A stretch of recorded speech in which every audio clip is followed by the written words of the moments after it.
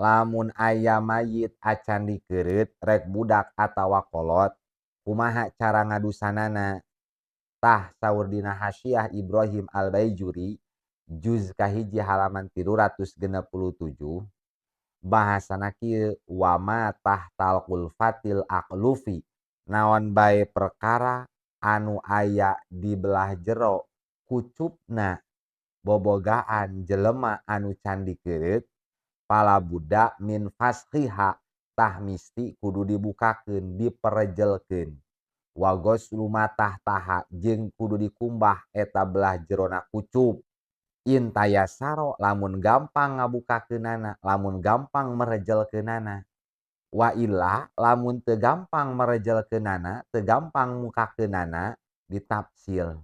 fa in kana matah taha tohiron lamun kabuktian ceuk dugaan kuat jelema anu ngadusan atawa keluargana bahwa anu aya di belah jero kucupna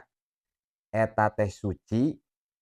da memeh maotna teh kungsi ombeh contona ku jalan diperejelkeun kucupna dugaan kuatna teh nu aya di belah jero kucup teh suci tah eta mayit diadusan geus diadusan yumamamu anhu tuluy ditayamuman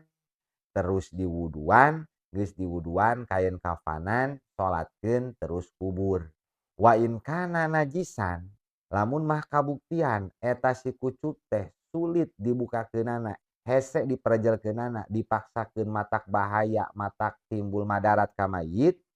heg ceuk dugaan kuat di belah jero kucup teh eta teh najis maka pala yumamamu tong ditayamuman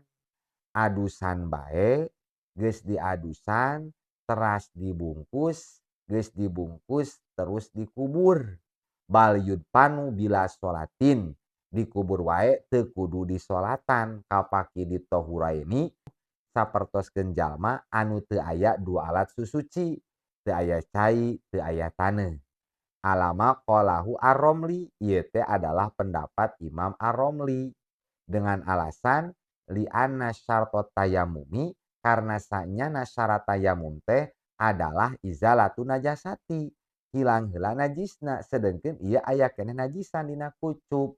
mata kumaha teu kudu ditayamuman atuh teu kudu disolatan geus beres diadusan bungkus geus dibungkus langsung kurebkeun langsung kuburkeun waqala Ibnu Hajar ceuk Ibnu Hajar mah yumamamu ditayamuman bae adusan geus diadusan terus tayamuman geus tayamuman wuduan geus diwuduan terus dibungkus disolatan terus kubur kunaon ditayamuman lidorurati karena madarat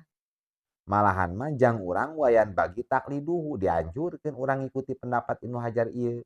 li anna fidapnihi bila sholatin karena sanyana ngubur mayit tanpa disolatkeun eta teh adamah tiromin lil mayit henteu ngamuliakeun mayit kama qalahu syayekhuna sebagaimana pendapat keterangan guru kami